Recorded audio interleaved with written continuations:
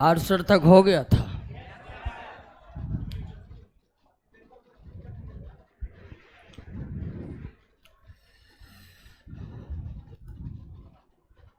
तो आइए शुरुआत करते हैं।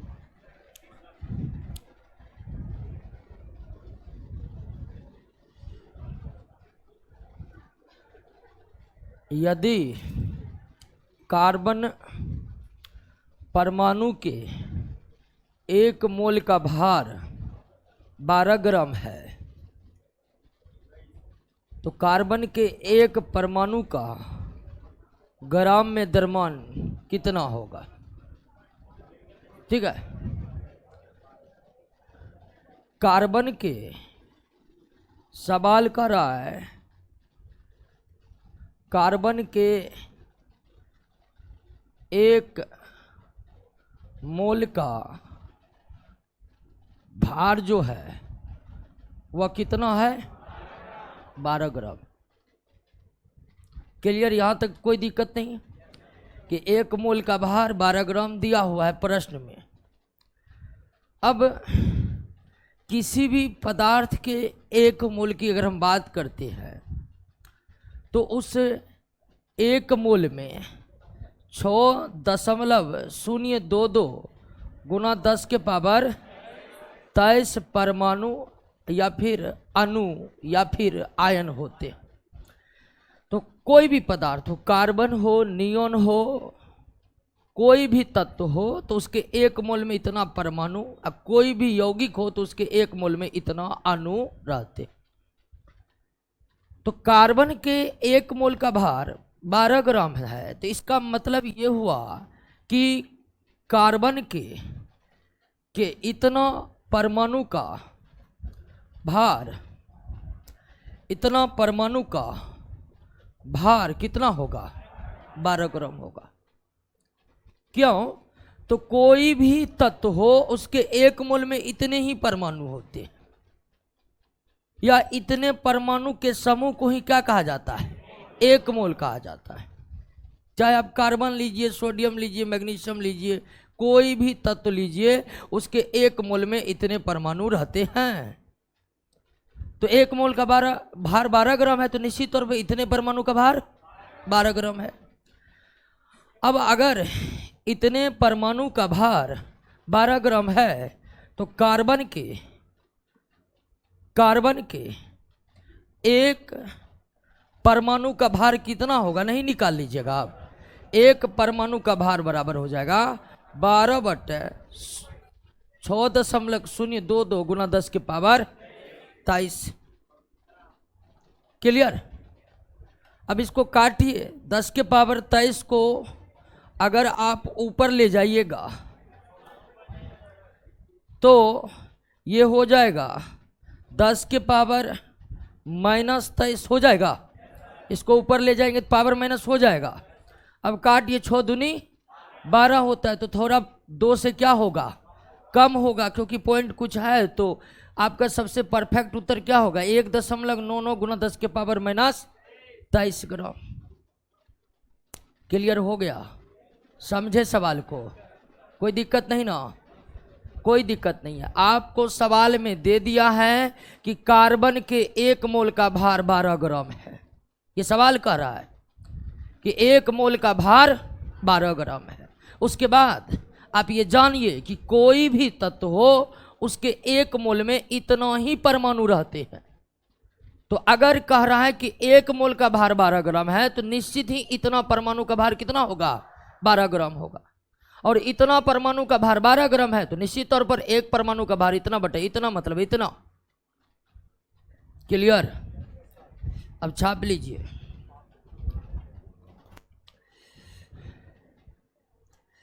चलिए, ऑनलाइन वाले का जवाब सही सही आ रहा है। भीम यादव, अहिर लालू,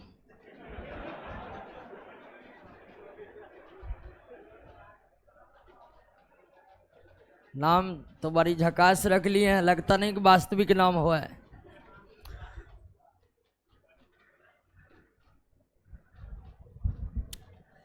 हम सोशल साइट पर नाम भी लोग अलग बदल बदल कर रखते हैं ना।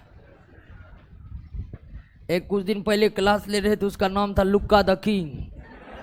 सही बोले, हम हंसते हंसते तबाह हो गए कि लुक्का द किंग कौन सा नाम हो गया है। खैर अगले सवाल पर आए। अब इस पर आधारित सवाल बनाने में कोई दिक्कत नहीं होगा। कभी आपको दे देगा कि मैग्नीशियम के 1 मोल का द्रव्यमान 28 ग्राम है, तो मैग्नीशियम के 1 परमाणु का द्रव्यमान निकाले। तो सवाल जिस तरह से भी बदल कर इस फॉर्म में देगा तो आप निश्चित तौर पर बना लीजिएगा। क्या ध्यान दीजिएगा कि दरोगा में अभी तक पूछा, लेकिन पूछने की संभावना तो प्रबल है क्योंकि सिलेबस का हिस्सा है। निम्नलिखित में कौन सा विकल्प सही सम्मिलित नहीं है? यहां पर आपको पहली बात जो याद रखना है वो ये कि किसी भी तत्व के 1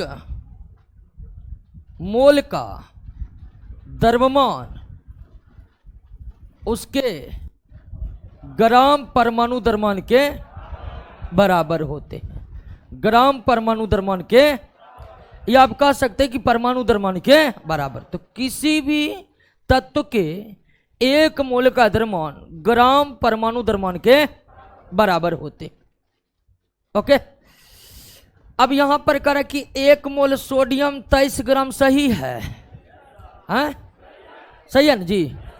अगर आप सोडियम का देखें तो सोडियम का परमाणु द्रव्यमान होता है कितना, तो ग्राम परमाणु द्रव्यमान कितना हो जाएगा।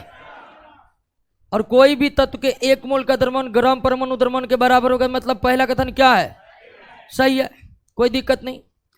अब ध्यानिए कि क्लोरीन का परमाणु द्रव्यमान होता है 35.5 mu, तो ग्राम परमाणु द्रव्यमान हो जाएगा 35.5 ग्राम। क्लोरीन का परमाणु द्रव्यमान 35.5 mu होता है। तो ग्राम परमाणु द्रव्यमान बनाने के लिए कुछ नहीं करना, mu को काटकर ग्राम लगा देना है। क्लियर? तो क्लोरीन का ग्राम परमाणु द्रव्यमान 35.5, तो इसका मतलब होगा कि 1 मोल क्लोरीन का द्रव्यमान 35.5 ग्राम होगा, तो 2 मोल का 71 होगा। सही है, तो बिल्कुल ये भी क्या है, सही है कि 2 मोल क्लोरीन 71 ग्राम होगा, क्योंकि 1 मोल क्लोरीन 35.5 ग्राम होगा, तो 2 मोल 71 हो जाएगा। तो ये भी सही है। अब कॉपर का परमाणु द्रव्यमान होता है 63.5 mu। कॉपर का परमाणु द्रव्यमान कितना होता है, 63.5 mu, तो ग्राम परमाणु द्रव्यमान कितना हो जाएगा, 63.5 ग्राम। तो 3 मोल कॉपर है, तो 1 मोल कॉपर 63.5 होगा। 1 मोल कॉपर 63.5, तो 3 मोल के लिए 63.5 में 3 से गुना कर दीजिए, तो 15, 10, 190.5 हो गया। इसका मतलब यही क्या है आपका, गलत है। 3 मोल कॉपर का द्रव्यमान 190.5 ग्राम होगा, क्योंकि 1 मोल कॉपर का द्रव्यमान कॉपर के ग्राम परमाणु द्रव्यमान के बराबर होगा। तो 3 मोल का कितना होगा, तो 63.5 में 3 से क्या कर दिए, गुना कर दिए। तो सी नंबर क्या है, गलत है। अब 4 नंबर सही होगा। 4 मोल पारा 800 ग्राम होता है। पारा यानी Hg का परमाणु द्रव्यमान कितना होता है, 200 mu होता है, तो ग्राम परमाणु द्रव्यमान कितना होगा, 200 ग्राम होगा। क्लियर? तो गलत कौन है, सी है। कोई दिक्कत सवाल में नहीं। चलिए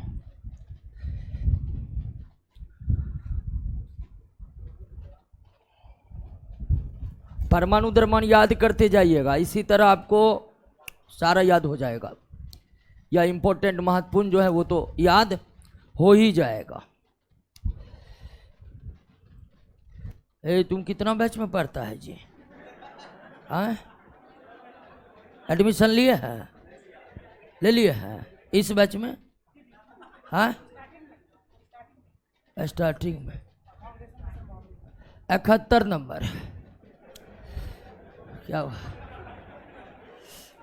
2.8 ग्राम। आइए, 2.8 ग्राम भार के आयरन के टुकड़े में आयरन परमाणु की संख्या कितनी होगी? 2.8 ग्राम भार के आयरन के टुकड़े में आयरन के परमाणुओं की संख्या कितनी होगी? अब सवाल को कैसे बनाते हैं, ध्यान देते जाइए। 1 मोल आयरन में,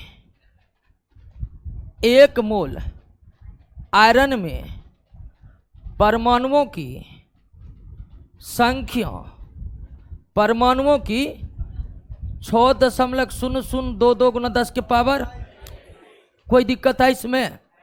क्योंकि ये प्रूव्ड नियम है कि कोई भी तत्व लेंगे उसके 1 मोल में इतना ही परमाणु होगा, इसमें कोई दिक्कत नहीं ना, नहीं ना। 1 मोल आयरन में परमाणुओं की संख्या, कोई दिक्कत नहीं। अब ध्यान दीजिए कि कोई भी तत्व हो उसके 1 मोल का द्रव्यमान ग्राम परमाणु द्रव्यमान के क्या होता है? अब लोहा का परमाणु द्रव्यमान होता है 56 mu, ठीक है, 55.9 होता है, राउंड फिगर मानकर चलते हैं 56। तो ये ग्राम परमाणु द्रव्यमान कितना हो गया? 56 ग्राम। क्लियर? तो 1 मोल लोहा का द्रव्यमान कितना हो जाएगा? ग्राम परमाणु द्रव्यमान बराबर यानी 56 ग्राम। तो 1 मोल लोहा में परमाणुओं की संख्या इतना, तो इसका मतलब हो गया कि 1 मोल का वजन, 1 मोल लोहा का वजन कितना होगा? 56 ग्राम। तो इसका मतलब हुआ कि 56 ग्राम लोहा में टोटल 6.022 गुना 10 के पावर 23 परमाणु होगा। होगा कि नहीं होगा? अब सवाल तो बन जाएगा, बन जाएगा। तो 56 ग्राम में इतना परमाणु, तो 1 ग्राम आयरन में परमाणु की संख्या इतना बटे 56 हो जाएगा। कितना का पूछ रहा है? 2.8 का पूछ रहा है, 2.8 का। तो 2.8 ग्राम लोहा में परमाणुओं की संख्या 2 गुना 10 के पावर 23 बटे 56 गुना 28 बटे 10 कर देते हैं। क्या काटने में ठीक रहेगा? कट गया दोस्तों, कितना से? 2 से काट दीजिए, फिर 2 को 2 तिया 6, 1 1 और 10 1 घटा दीजिए पावर में, तो हो जाएगा 3.11 गुना 10 के पावर 22 परमाणु। क्लियर? समझे कि इन सवाल? नहीं समझे तो पूरा उसको छापिए, घर पर जाइएगा, तुरंत समझ में आएगा, तुरंत।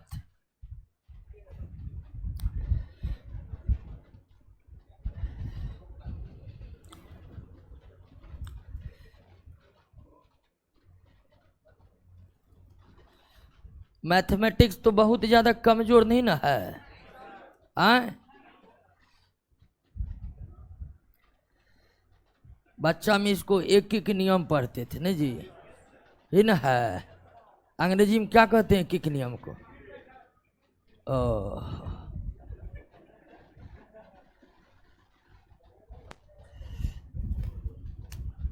बहुत अंग्रेजी भी आता है, कहेगा सर हम CBSE बोर्ड से है। सही बोल रहे हैं? तो उसे बोलते हैं कि CBSE बोर्ड में कितना भाषा में पढ़ाई होता है? कहेगा कि एक के भाषा में पढ़ाई होता है। बहुत लोग को यह भी पता है कि मीडियम जो होता है बोर्डे का होता है, जबकि वास्तविकता है कि मीडियम स्कूल का होता है। बोर्ड तो 8वीं अनुसूची में जितना भाषा है सब में न पढ़ने का अनुमति देगा, नहीं तो मौलिक अधिकार का हनन होगा कि नहीं? तो कभी भी कोई बोर्ड जो है भाषा को थोप नहीं सकता है। दक्षिण भारत में CBSE बोर्ड चलता है, तमिल में ही पढ़ाई होता है। नीट जी का जो पेपर आता है हिंदी इंग्लिश दोनों में रहता है, तमिलनाडु में तमिल में भी रहता है। तो याद रखना है कि बोर्ड का कोई माध्यम नहीं होता है। बोर्ड किसी भी माध्यम में पढ़ने की अनुमति देगा। अगर रिस्ट्रिक्शन लगाएगा तो नागरिकों के मौलिक अधिकार का हनन हो जाएगा। जो उसे 8वीं अनुसूची के किसी भी भाषा में पढ़ने की अनुमति देता है। मीडियम स्कूल का होता है, स्कूल वाला सब मीडियम बना के रखेगा, ये मेरा इंग्लिश मीडियम स्कूल है, क्या होगा आंसर? डी होगा। आगे बढ़ जा, एकदम धीमी गति से चल रहे हैं कि ताकि आपको पूरा समझ में आए। और ये एकदम 9th क्लास का प्रश्न है, ठीक है, 11th क्लास का नहीं है। मोल कॉन्सेप्ट 9th में पढ़ा जाता है, फिर डिटेल में 11th में पढ़ा जाता है, तो हम केवल आपको 9th क्लास का ही प्रॉब्लम करा रहे हैं। 72 नंबर समझिएगा,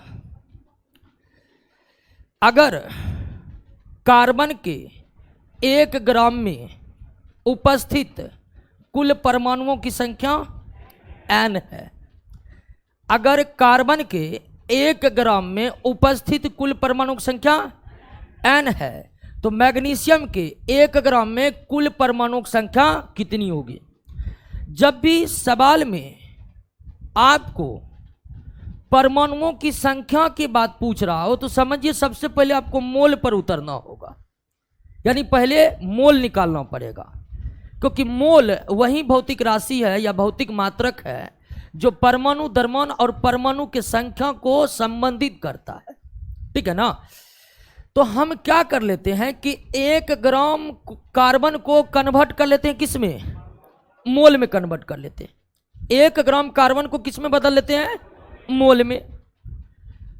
अब ध्यान दीजिए कि मोल बराबर, कल के क्लास में भी हम फॉर्मूला बताए थे कि मोल बराबर होता है ग्राम में, हाँ ध्यान रखिएगा, द्रव्यमान को हमेशा किस में लेना है? ग्राम में। केजी में दिया हुआ तो उसको भी कन्वर्ट करेंगे ग्राम में। अब बटे परमाणु द्रव्यमान या ग्राम परमाणु द्रव्यमान, क्लियर? ये मोल बराबर होता है। मोल बराबर क्या होता है? ग्राम में द्रव्यमान बटे परमाणु द्रव्यमान। और अगर यौगिक है तो यहां पर आणविक द्रव्यमान आ जाएगा, क्लियर? तत्व है तो परमाणु द्रव्यमान है, यौगिक है तो आणविक द्रव्यमान। क्लियर हो गया? ये मोल बराबर होता है। अब 1 ग्राम कार्बन में मोल बराबर हो जाएगा 1, कार्बन का परमाणु द्रव्यमान 12। तो इसका मतलब 1 ग्राम कार्बन बराबर 1/12 मोल। क्लियर? कोई दिक्कत? 1 ग्राम कार्बन कितना मोल के बराबर हुआ? 1/12 मोल का, 1/12 मोल का। कोई प्रॉब्लम? अब कह रहा है कि 1 ग्राम उपस्थित कुल परमाणु, 1 ग्राम में उपस्थित कुल परमाणु संख्या n है, तो इसका मतलब 1/12 मोल बराबर कितना हो गया? n। क्लियर? 1/12 मोल बराबर कितना हो गया? n। क्यों हो गया? तो 1 ग्राम में परमाणु की संख्या कितना है? 1 ग्राम कितना मोल के बराबर निकल गया? तो इसका मतलब 1 ग्राम में n परमाणु है तो इतना मोल में n परमाणु होगा। कोई दिक्कत? अब कह रहा है कि मैग्नीशियम के 1 ग्राम में कुल परमाणुओं की संख्या कितनी होगी। अब मैग्नीशियम के भी 1 ग्राम को किस में बदल लीजिए? मोल में बदल लीजिए। मैग्नीशियम के 1 ग्राम को भी किस में बदल लीजिए? मोल में बदल लीजिए। 1 ग्राम मैग्नीशियम में मोल की संख्या बराबर क्या हो जाएगा? 1 बटे मैग्नीशियम का परमाणु द्रव्यमान कितना होता है? 24 हो गया। तो 1 ग्राम मैग्नीशियम कितने मोल के बराबर हो गए? अब क्यों हो गए? क्योंकि मोल बराबर ग्राम में द्रव्यमान बटा है।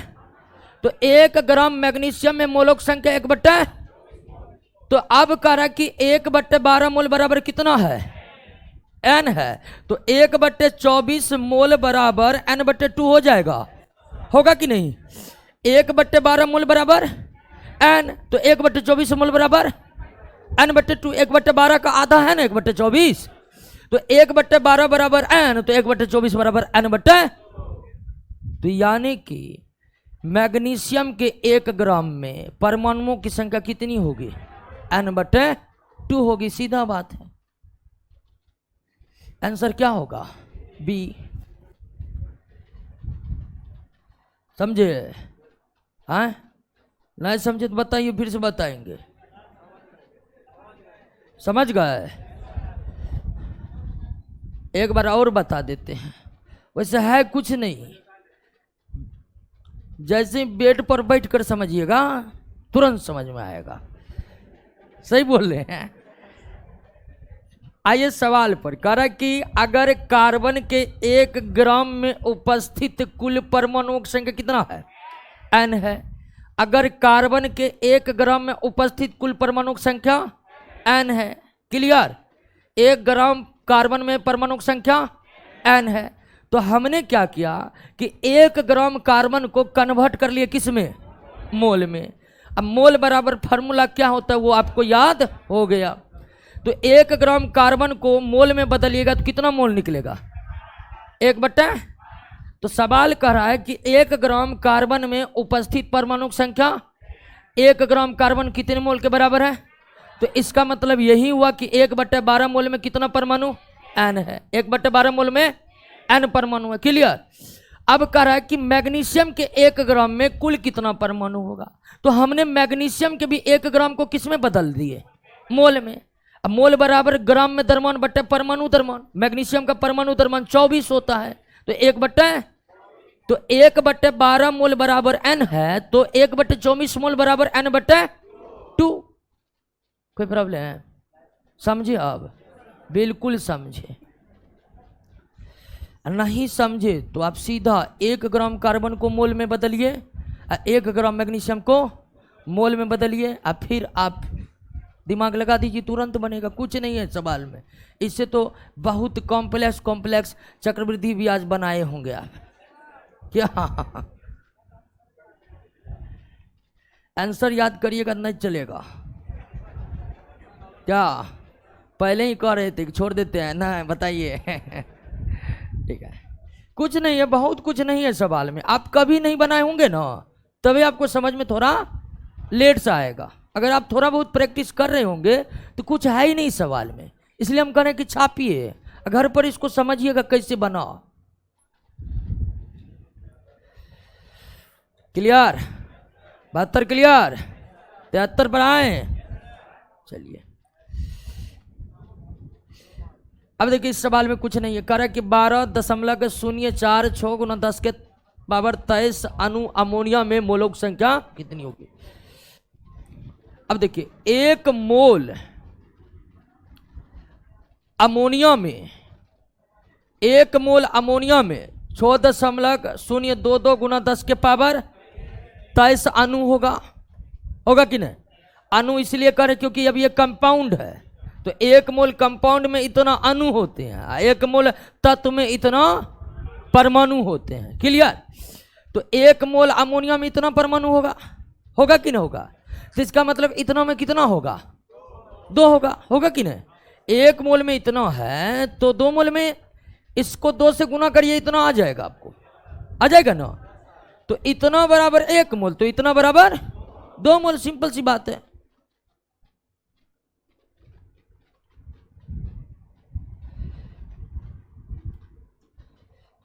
क्या वो लगता आप नहीं समझ रहे हैं? आए? हाँ, क्या बोले? अरे इसको 2 से गुना करिए ना, आप लीजिए, इसको 2 से गुना करिए तो पावर थोड़े गुना होगा। हंसना नहीं है, फिर आप पूछेगा तो कोई और हंसेगा। तो 2 से गुना करिए। 2 से गुना करेंगे तो 2 दूनी 4, 2 दूनी 4, 6 दूनी 12 × 10⁻23। गुना करने का यही तरीका है। 46 तब आता जब स्क्वायर होता था ना जी।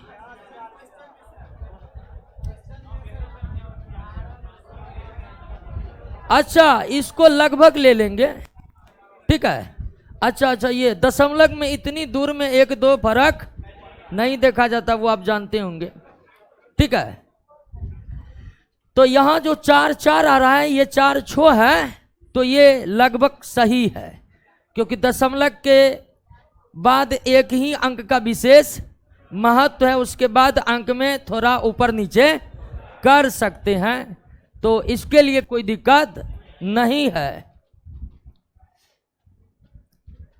क्लियर हो गया? कोई दिक्कत?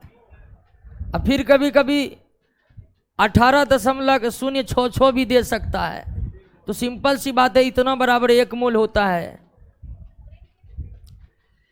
अब कह रहा है कि 0.5 मोल हाइड्रोजन में अणुओं की संख्या कितनी होगी। यहां अणुओं की बात की जा रही है, ठीक है ना। अणुओं की संख्या कितनी होगी, तो 1 मोल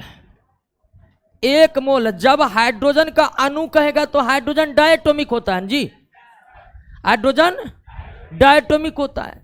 तो 1 मोल हाइड्रोजन का द्रव्यमान उसके ग्राम आणविक द्रव्यमान के क्या होगा, बराबर होगा। होगा कि नहीं होगा, होगा, क्योंकि यही रूल है कि इतना ही होगा। 1 मोल हाइड्रोजन का द्रव्यमान, चूंकि ये अणु है तो 1 मोल का द्रव्यमान अणुओं के ग्राम आणविक द्रव्यमान के बराबर हो जाएगा। और हाइड्रोजन का परमाणु द्रव्यमान होता है 1 mu, तो आणविक द्रव्यमान में 2 हाइड्रोजन है तो बराबर 2 mu, ग्राम आणविक द्रव्यमान 2 ग्राम। तो 1 मोल हाइड्रोजन अणुओं का द्रव्यमान कितना निकल गया, तो आधा मोल का क्या हो जाएगा। अच्छा, यहां पर परमाणुओं की संख्या निकालना, अच्छा कोई दिक्कत नहीं है। 1 मोल हाइड्रोजन का द्रव्यमान कितना हो गया, 2 ग्राम। क्लियर हो गया। इसका मतलब हुआ कि 0.22 गुना 10 के पावर 23 अणु का द्रव्यमान कितना हो गया, 2 ग्राम। क्लियर हो गया कि नहीं हो गया। इतना अणु का द्रव्यमान कितना हो गया, 2 ग्राम। तो अब आपसे एक मिनट, अच्छा 1 मिनट सवाल देखिए, गड़बड़ा गया है। यहां पर डायरेक्ट ये निकलेगा 1 मिनट, 1 मोल हाइड्रोजन में अणुओं की संख्या पर आता है। अणुओं की संख्या बराबर गुना 10 के पावर 23, ये इस तरह से बनेगा। अलग लिख पर चले गए थे। तो इतना मोल हाइड्रोजन, यानी 1 मोल हाइड्रोजन में अणुओं की संख्या इतना होगा, तो आधा मोल में इसका आधा हो जाएगा। आधा करिएगा तो इतना ही होगा। क्लियर, आधा करिए, 2 से भागा दे दीजिए, इतना निकल जाएगा। तो सिंपल सा सवाल है, ठीक है।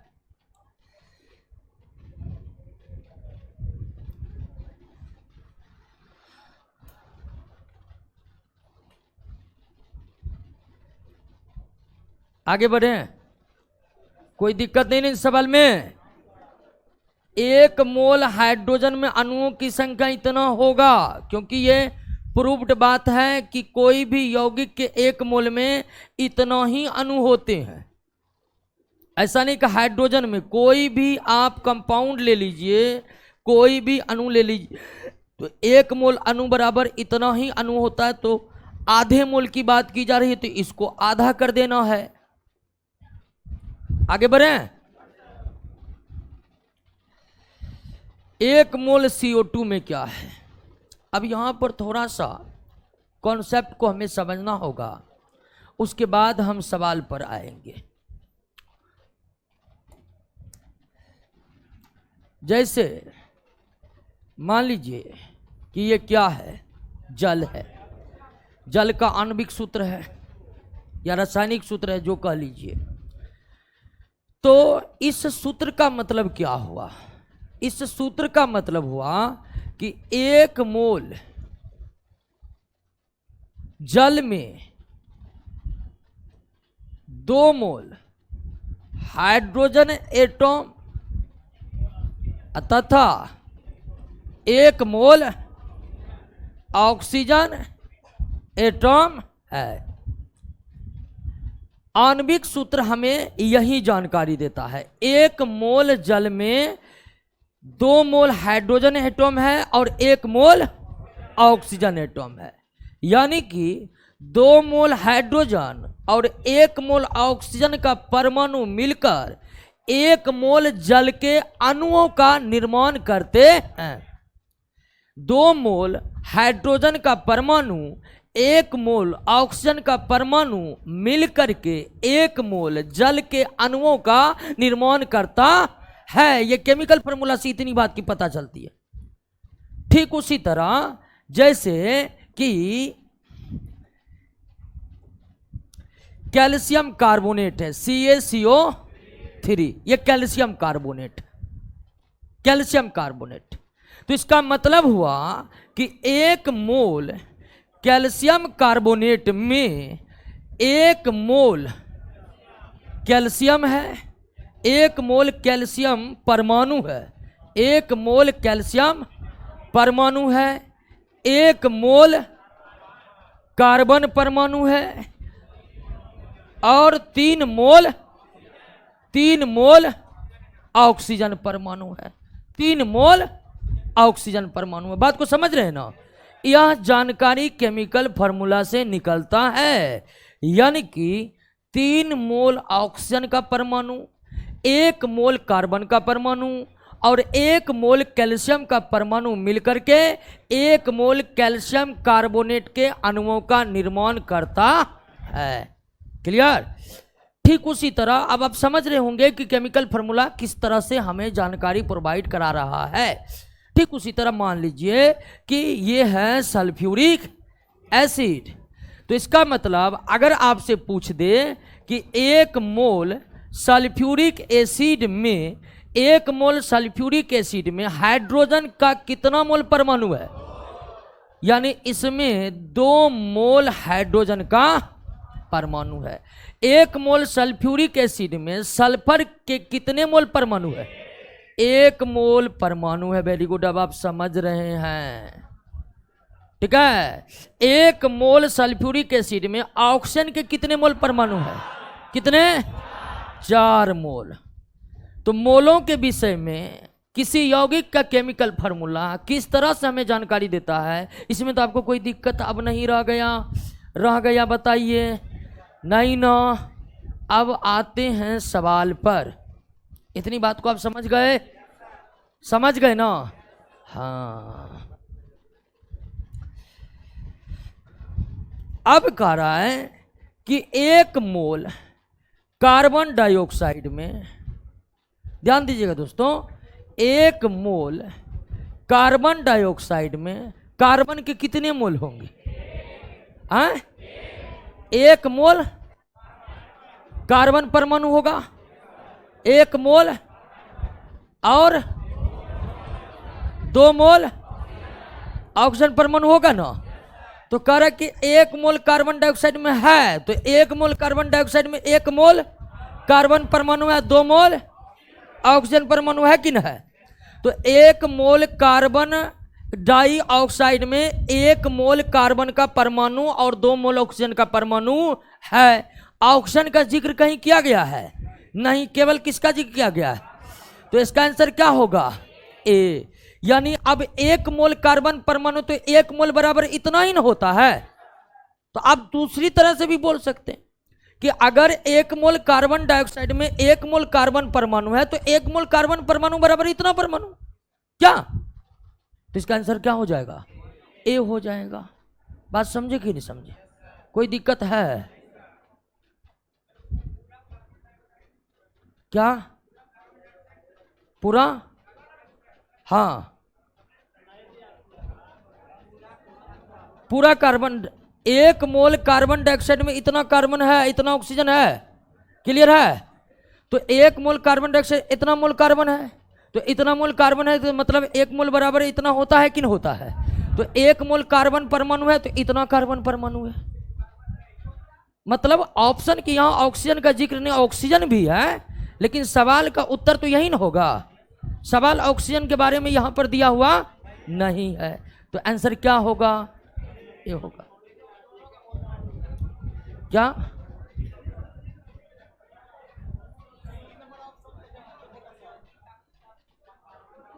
ये अच्छा, हाँ, सी भी तो सही लग रहा है। 1 मोल कार्बन नहीं, 1 मोल नहीं, ये सी नहीं होगा। नहीं, ये 3 मोल के बराबर हो जाएगा। ये 3 मोल कार्बन डाइऑक्साइड होगा, ये सी नहीं होगा।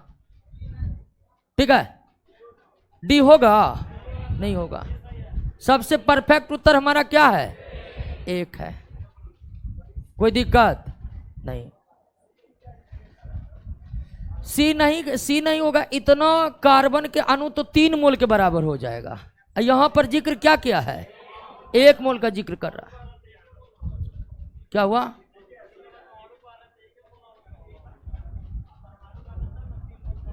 ये सब देखिए ऑप्शन तो होगा ही नहीं। आपका सटीक उत्तर क्या है? ए है। आगे बढ़े, आगे बढ़े। कोई दिक्कत सवाल में? तो रासायनिक सूत्र किस प्रकार से हमें जानकारी प्रोवाइड किया, इस बात को आप समझे कि नहीं समझे? कभी कभी सवाल को इस तरह से भी दे दिया जाएगा, कभी कभी मान लीजिए सवाल सीधा इस तरह से भी दिया जाएगा, पूछ देगा कि 2 मोल कार्बन मोनोऑक्साइड में ऑक्सीजन के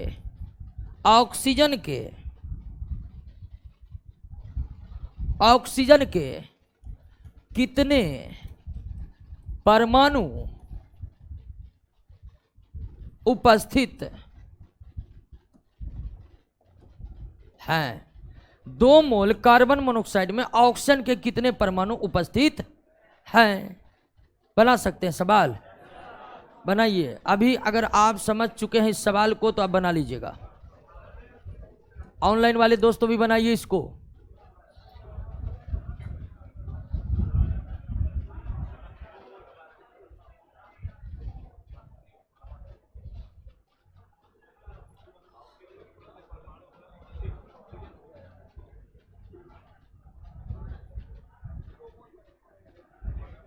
लगाइए दिमाग। बहुत बड़ा सवाल, इससे भारी भरकम तो मैथमेटिक्स आप लोग जरूर बनाए होंगे। एक बात तो कार्बन मोनोऑक्साइड का केमिकल फार्मूला CO, तो इसका मतलब हुआ कि 1 मोल कार्बन मोनोऑक्साइड में 1 मोल कार्बन परमाणु है तथा 1 मोल ऑक्सीजन परमाणु है। इतनी बात की जानकारी आपको मिल गई कि 1 मोल कार्बन मोनोऑक्साइड में 1 मोल कार्बन है, 1 मोल ऑक्सीजन है। क्लियर? इस बात की जानकारी केमिकल फार्मूला ही दे देता है। तो यहां पर सवाल है कि 2 मोल कार्बन मोनोऑक्साइड ऑक्सीजन के कितने परमाणु है? तो 1 मोल कार्बन मोनोऑक्साइड में ऑक्सीजन, 1 मोल कार्बन मोनोऑक्साइड में 1 मोल ऑक्सीजन परमाणु है। तो 1 मोल में 1 मोल ऑक्सीजन है, तो 2 मोल कार्बन मोनोऑक्साइड में कितना होगा? 2 मोल होगा। क्लियर? तो यहां पर कितना मोल ऑक्सीजन? 2 मोल ऑक्सीजन बराबर 6.022 गुना 10 के पावर 23 गुना 2 परमाणु हो जाएगा। गुना कर दीजिए, निकल गया। क्लियर? बात समझे कि नहीं समझे? कोई दिक्कत?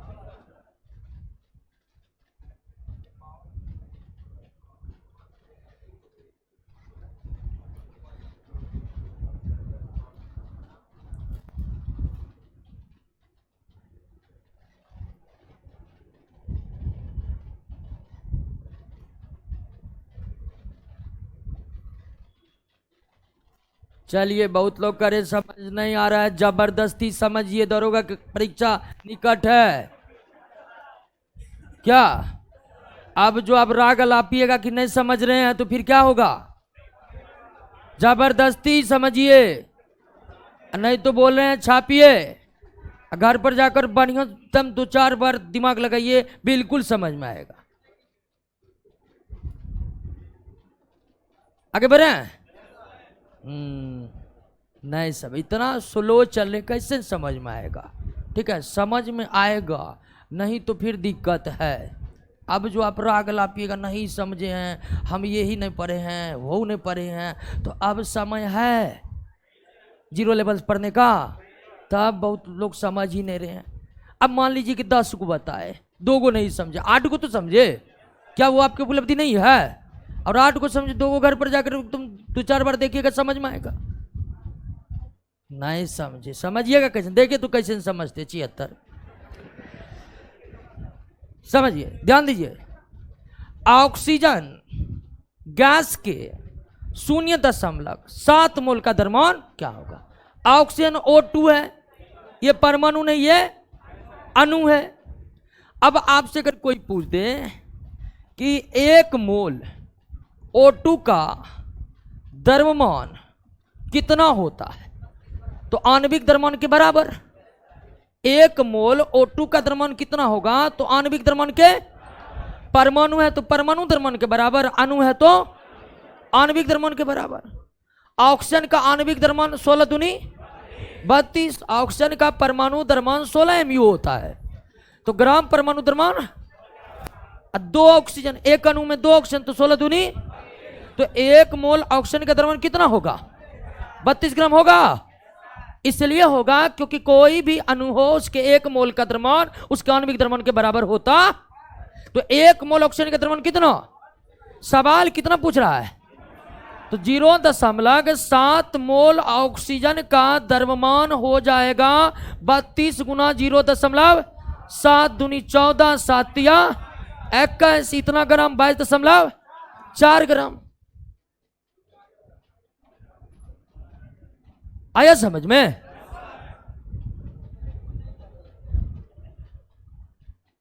इतनी धीमी गति से पढ़ा रहे हैं, तब आप जो कहिएगा नहीं समझ में आ रहा है, इसका मतलब है कि आप समझना नहीं चाह रहे हैं।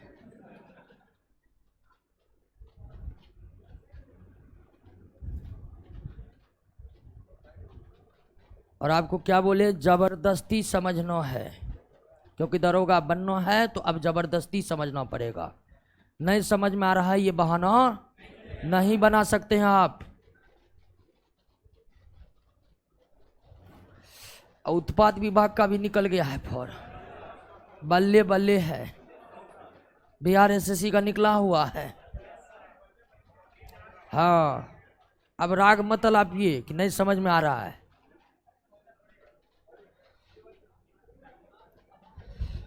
नहीं तो आइए फाउंडेशन बैच में 1.5 साल तक पढ़ते रहिए।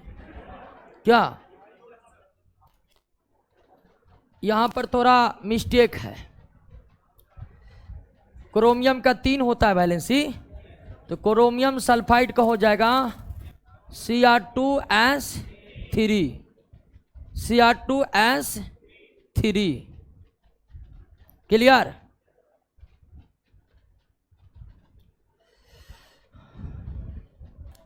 सही कर लिए? अब सवाल क्या कह रहा है कि 85 ग्राम क्रोमियम सल्फाइड में, 85 ग्राम क्रोमियम सल्फाइड में क्रोमियम के कितने मोल होंगे? और जहां तक रासायनिक सूत्र की बात करें तो अगर आपसे पूछ दे कि 1 मोल क्रोमियम सल्फाइड में कुल कितना मोल क्रोमियम है? 2 मोल क्रोमियम का परमाणु है कि नहीं है? इतना बात तो आप जान गए हैं कि रासायनिक सूत्र आपको इस बात की तो जानकारी दे रहा है। कोई भी यौगिक हो उसके रासायनिक सूत्र के आधार पर हम पता लगा सकते हैं कि 1 मोल क्रोमियम सल्फाइड में 2 मोल क्रोमियम का परमाणु है और 3 मोल सल्फर का परमाणु है। तो आपको यह तो मालूम है कि 1 मोल क्रोमियम सल्फाइड में 2 मोल क्रोमियम का परमाणु है, लेकिन आपको यहां पर दिया है क्या? तो आप क्या करिए, 85 ग्राम को मोल में कन्वर्ट कर दीजिए। 85 ग्राम को मोल में कन्वर्ट कर दीजिए कि 85 ग्राम कितने मोल के बराबर होगा। कन्वर्ट कर सकते हैं। मोल बराबर क्या होता है? मोल बराबर ग्राम में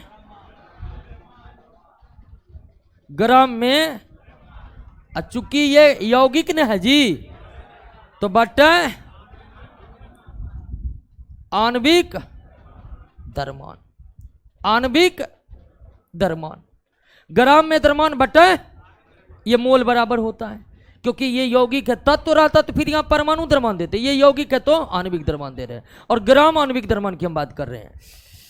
तो ग्राम में द्रव्यमान कितना है? 85 ग्राम है। और आणविक द्रव्यमान तो क्रोमियम का याद रखिए होता है 52 एमयू, क्रोमियम का, और सल्फर का 32 एमयू। क्रोमियम का 52 एमयू होता है और सल्फर का 32 एमयू। क्रोमियम का 52 एमयू और सल्फर का 32 एमयू। क्रोमियम का 52 एमयू, सल्फर का 32 एमयू। अब आणविक द्रव्यमान निकाल सकते हैं, निकालिए। क्रोमियम 2 है तो 52 दूना 54 ने, 2 दूनी 4, 5 दूना 10, ठीक है, 104। और सल्फर 3 है तो 32 तिया 3 दूनी 6, 3 तिया 9, 10 10 2 200 200, ओ माय गॉड 200। अब भागा दीजिए तो हो 4 दूनी 8, 7 दूनी 14, 1 15, 2 पंचे 10, तो 0.47।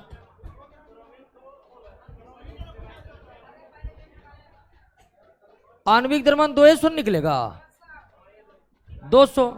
तो ग्राम में द्रव्यमान 85 है, आणविक द्रव्यमान कितना निकला? क्रोमियम सल्फाइड का आणविक द्रव्यमान तो 85/200 इतने ना आ रहा है। क्लियर? क्लियर हो गया? 85 ग्राम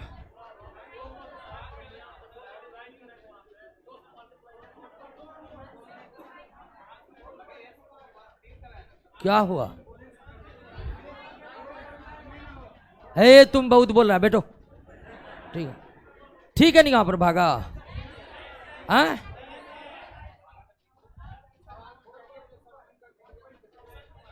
तो मोल में कन्वर्ट हो गया ना? क्या?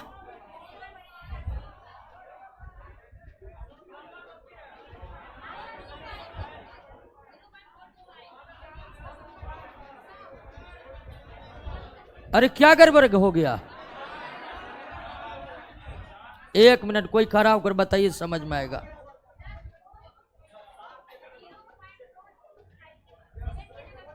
जीरो पॉइंट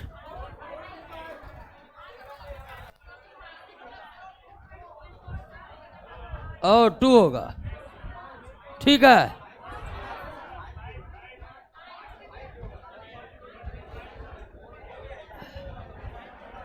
अरे 1 मिनट, ऑनलाइन वाला देख रहे हैं क्या करा। 0.25, ओके ओके ओके, क्लियर, ठीक है। तो इतना मोल हो गया। अब ध्यान दीजिए कि 1 मोल क्रोमियम सल्फाइड में 2 मोल हो गया क्रोमियम। 1 मोल क्रोमियम सल्फाइड में 2 मोल क्रोमियम है। आपसे क्या पूछ रहा है? 85 ग्राम। क्या पूछ रहा है?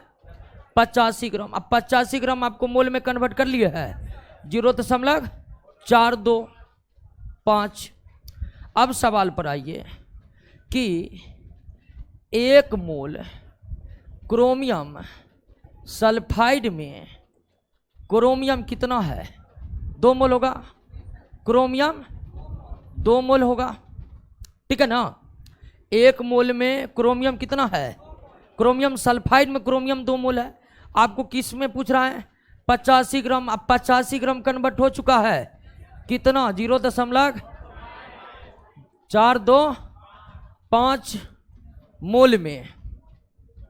मोल क्रोमियम सल्फाइड में क्रोमियम कितना हो जाएगा? तो 1 मोल में 2 मोल है, तो इतना में 0.425 गुना 2, तो कितना हो जाएगा? 0.825 5 रख दीजिए, परफेक्ट, इतना मोल। क्लियर? डी आंसर होगा। क्लियर? डी आंसर होगा।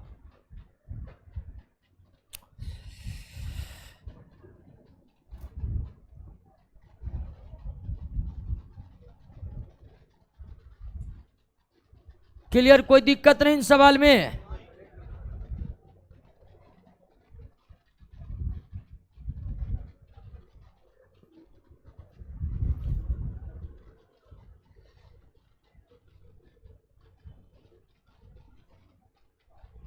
आगे बढ़े।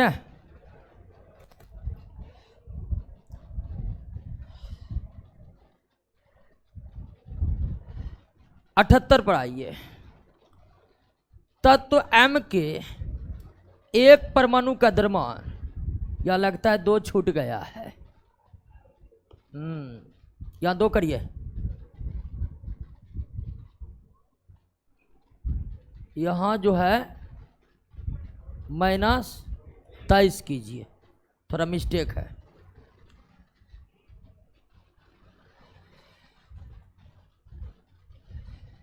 M के एक परमाणु का द्रव्यमान 2.65 गुना 10 के पावर -23 ग्राम है। क्लियर? कितने परमाणु का? एक परमाणु का। कितने का? एक परमाणु का। एक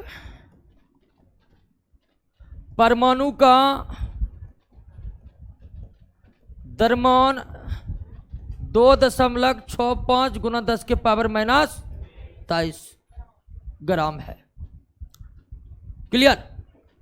ये सवाल कर रहा है कि एक परमाणु का इतना है, मान लीजिए इतना ही है, तो हम निकाल लेते हैं 6.022 गुना 10 के पावर 23 परमाणु का द्रव्यमान निकाल सकते हैं? बिल्कुल निकाल सकते। डायरेक्ट गुना कर दीजिए, 10 के पावर 23 गुना 2.65 गुना 10 के पावर -23, ये दोनों तो कट गए, इसको गुना करिए। आप ही लोग करिए तो गुना जल्दी से। हाँ तो उंगली दिखाने से गुना होगा, कॉपी पर करुण जी ऐसे ऐसे कर रहा है।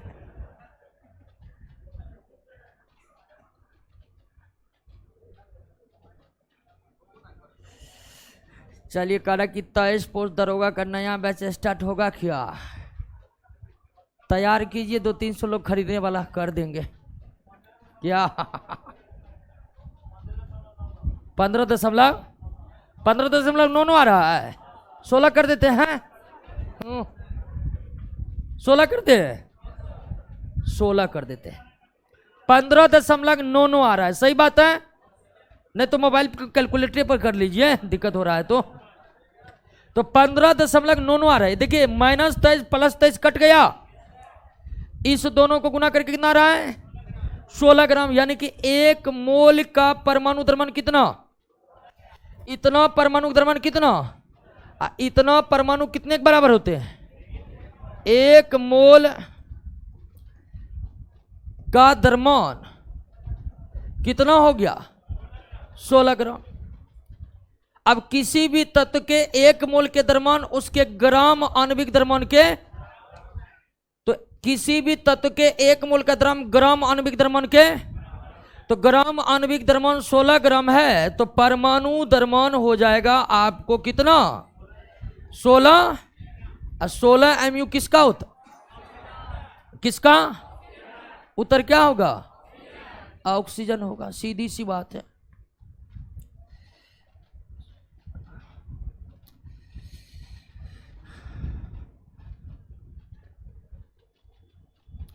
अरे मद्य निषेध का क्या स्टार्ट होगा? इसी बैच में पढ़िए न हो क्या? कह रहा मद्य निषेध का अलग बैच में क्या होगा? यही सब कुछ यही हर जगह पर यही पढ़ाते हैं। वो तो कोचिंग का बिजनेस पॉलिसी है कि हंसते का है। सही बात है जी, कि एक बैच दूसरा बैच आएगा, बाकी सब कुछ वहीं रहता है। मान लीजिए अब रेलवे वाला को पढ़ाएंगे न्यूमेरिकल केमिस्ट्री में, तो क्या उसके लिए अलग से आएगा? यहीं रहेगा घुमा फिरा के। तो हर जगह सिलेबस एक ही है और आप जो हर जगह यहीं पर आते हैं। बस आपका बैच खत्म होगा, दूसर बहाली आएगा, तुरंत पोस्टर छपवाएंगे, बैच रेडी। नहीं, हंसने वाली बात नहीं, यही है कि ना है। फिर वहां यहीं पर होना चालू करेंगे, क्योंकि सिलेबस जीएस का सिलेबस आंसर क्या होगा? ऑक्सीजन। कोई दिक्कत? आगे बढ़े।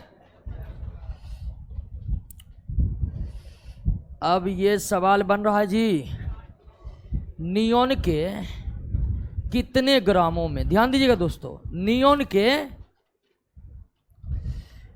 के कितने ग्रामों में परमाणुओं की संख्या उतनी ही होगी जितनी कैल्शियम के 4 ग्रामों में परमाणुओं की संख्या होती है। नियोन के कितने ग्रामों में परमाणुओं की संख्या उतनी ही होगी जितनी कैल्शियम के 4 ग्रामों में परमाणु की संख्या होती है। बदल दीजिए मोल में। क्लियर?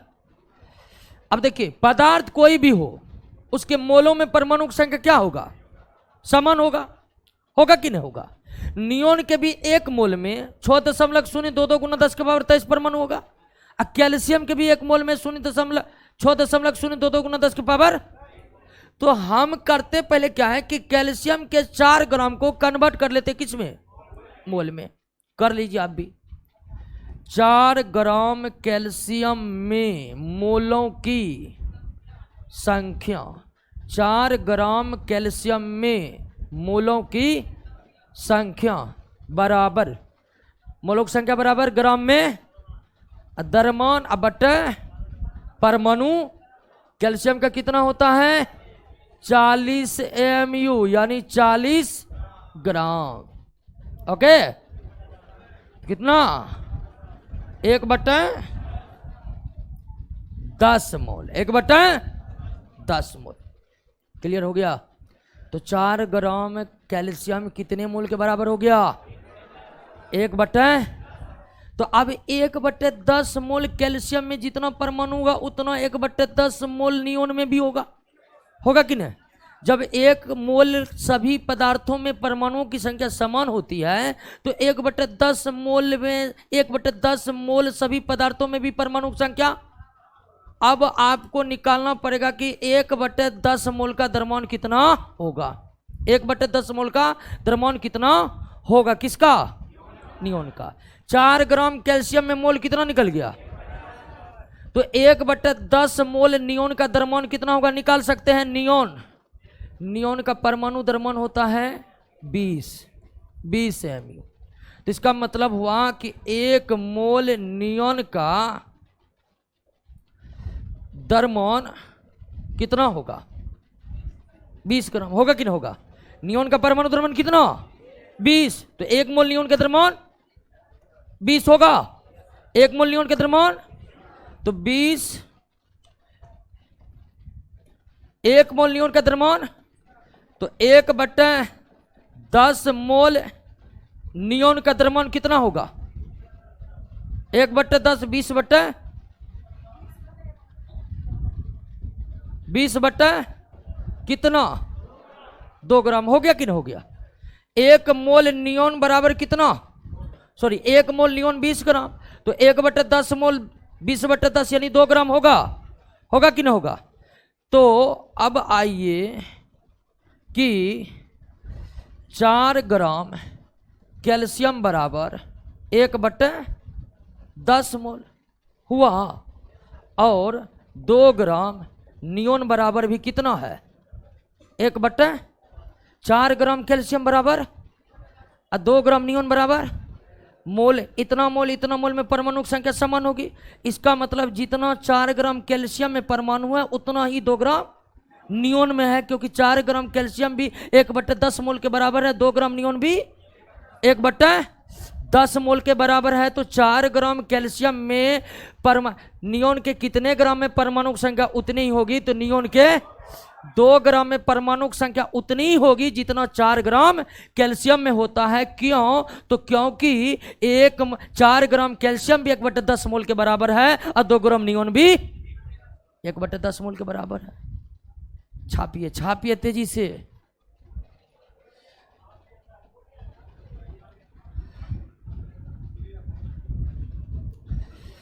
चलिए, इतना हार्ड क्वेश्चन नहीं पूछेगा। इतना ये हार्ड कहाँ है?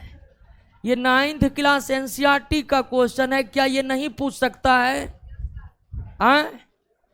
ये 9th क्लास का एनसीईआरटी का क्वेश्चन है और ये तो एग्जाम्पल एनसीईआरटी में एग्जाम्पल नहीं दिया हो रहता है, उसका क्वेश्चन आप 9th क्लास का देख लीजिएगा। पहले ही हम क्लियर कर दिए है कि मोल का जो कवरेज क्लास 11th में दिया हुआ है उसका हम नहीं करवा रहे हैं, क्योंकि वो हम जानते ही नहीं है। जो जानते हैं वो करवा रहे हैं। क्लियर? तो कोई हार्ड नहीं है। हार्ड इसलिए लग रहा होगा कि आप पहली बार इससे परिचित हो रहे होंगे, तभी आपको हार्ड लग रहा होगा। और हार्ड लग रहा है कोई दिक्कत नहीं, इसको पहले लिखिए, घर पर 2-3 बार देखिए, आशा करते हैं एग्जाम तक पूरा समझ में आएगा। हाँ, मान लीजिए एक दिन में समझ नहीं आया, दूसरा दिन आएगा, तीसरा दिन आएगा, क्या लगता है एग्जाम तक भी नहीं आएगा? आएगा ही आएगा।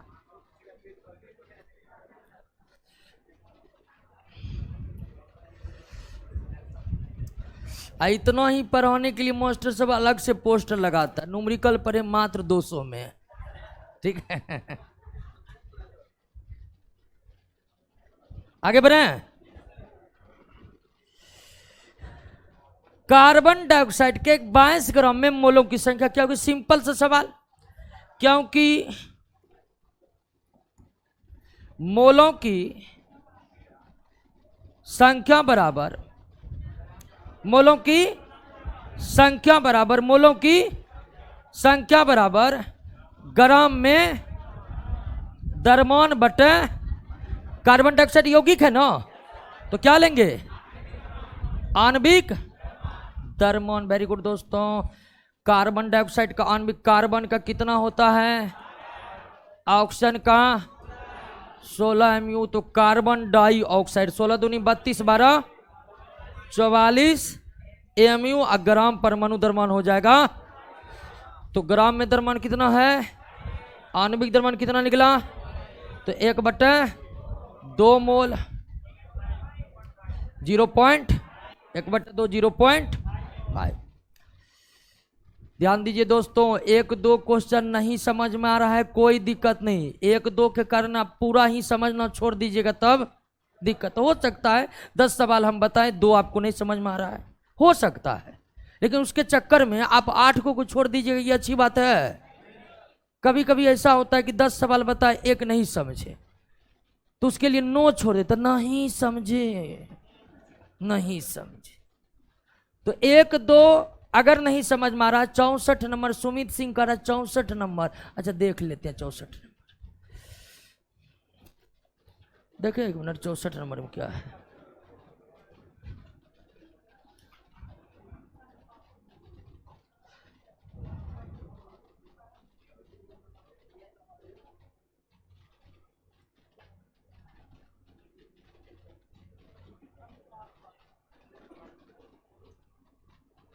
हाइड्रोजन के 11 ग्राम, ऑक्सीजन के 79 ग्राम प्राप्त होते। न यहाँ पर निश्चित अनुपात का नियम ही लागू होगा, क्योंकि विभिन्न स्रोत से लिए गए शुद्ध जल के 100 ग्राम को विद्युत धारा प्रवाहित करने पर हमेशा 11 ग्राम ऑक्सीजन 79 ग्राम प्राप्त होते हैं। तो यहाँ पर निश्चित अनुपात का नियम है। 64 का भी नहीं होगा सुमित सिंह। क्लियर है? 80 कोई दिक्कत नहीं ना?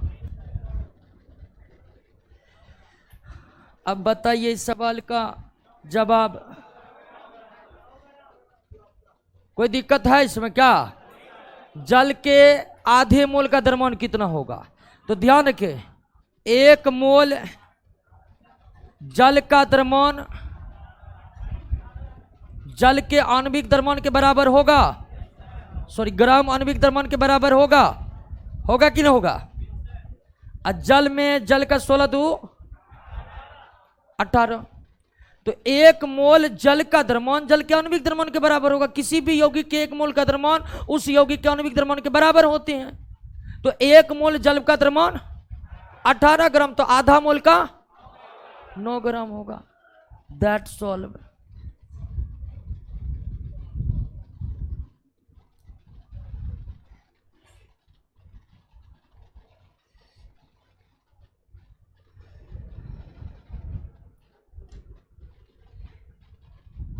आगे बढ़े।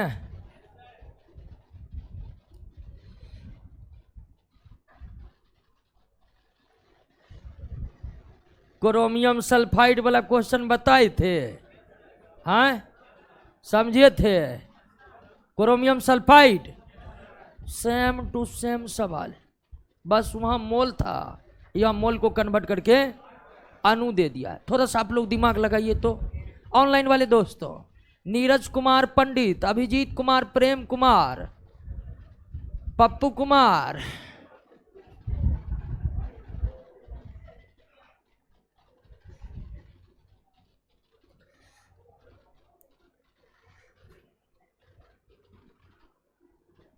बन रहा जी? बनाइए बनाइए, लक्ष्य तय किए हैं दरोगा बनने का, तो कलम चलाइए।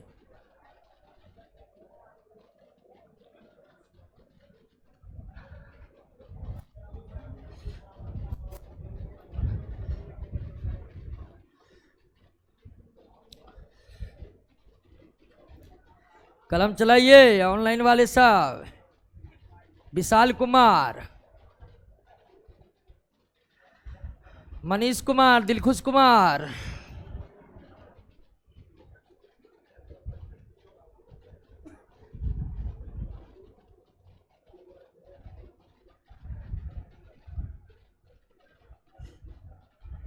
रंजू कुमार कह रहा है क्या इससे बिहार एसएससी निकल जाएगा? तो आप ही चेक कर लीजिए निकलेगा कि निकलेगा। हम कभी बोलेंगे कि नहीं निकलेगा? तो आप खुद चेक करिए।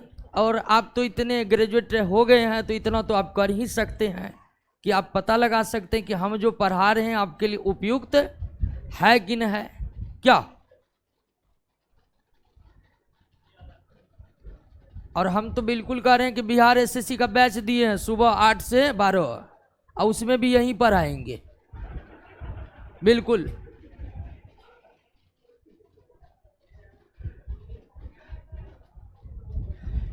नहीं बना जी?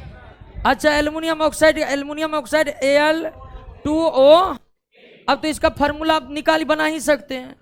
अब कह रहा है, आइए देख लेते हैं। एल्युमिनियम ऑक्साइड के 0.051 ग्राम में उपस्थित एल्युमिनियम आयन की संख्या, यहाँ आयन दिया हुआ है, कोई दिक्कत नहीं है, आप परमाणु ही समझिए इसको। ये एक आयनिक कंपाउंड, आयोनिक कंपाउंड है, ठीक है। जब कंपाउंड में एक धातु और एक अधातु का परमाणु हो तो तब ऐसे यौगिक को लवण या आयनिक यौगिक कहते हैं। एसिड बेस सॉल्ट समझे है ना? एसिड बेस और सॉल्ट। तो लवण कौन होते हैं? लवण ऐसे यौगिक होते हैं, जिस तरह हम लोग तत्व का बंटवारा धातु और अधातु में करते हैं ना, तत्व को धातु अधातु में बांटते, उसी तरह यौगिक को अम्ल भस्म और लवण में बांटते, अम्ल भस्म और लवण में बांटते। तो ये लवण है या आयनिक यौगिक है। आयनिक यौगिक में ये और ये आयन के रूप में जुड़े हुए हैं, ठीक है ना? तो आप इसको परमाणु ही समझिए। तो ये बात तो क्लियर है कि एल्युमिनियम ऑक्साइड के इतना ग्राम में उपस्थित एल्युमिनियम के आयनों की संख्या कितनी होगी। सबसे पहले आप तो अगर हम इस लाइन को लिख रहे हैं, आप देखिएगा 1 मोल एल्युमिनियम ऑक्साइड में 2 मोल एल्युमिनियम का आयन है। क्या इसमें कोई दिक्कत है? 1 मोल एल्युमिनियम ऑक्साइड यौगिक में 2 मोल एल्युमिनियम का आयन है। यह आयनिक रूप से जुड़े हुए, इसलिए आयन है। कोई दिक्कत है? नहीं ना है। लेकिन यहां पर क्या दिया हुआ है? ग्राम। तो हम क्या करते हैं कि ग्राम को कन्वर्ट कर लेते हैं, किस में? मोल में कन्वर्ट कर ले। इस ग्राम को कन्वर्ट कर लेते हैं किस में? मोल में, तब हमको इस लाइन को समझने में और आसानी होगी। तो 0.05 ग्राम एल्युमिनियम ऑक्साइड में मोल की संख्या निकाल सकते हैं आप। मोल की संख्या बराबर ग्राम में द्रव्यमान, ग्राम में द्रव्यमान बट आणविक द्रव्यमान। निकाल सकते हैं इसका आणविक द्रव्यमान। एल्युमिनियम का होता है 27, ऑक्सीजन का होता है 16। 27 दूनी 54, 16 तिया 8 4 12, 5 4 102, 102। तो ये कितना हो जाएगा जी? इसको काट कर नीचा में 3 लिखते हैं, तब हो जाएगा 51 दूनी न जी, हो जाएगा। अब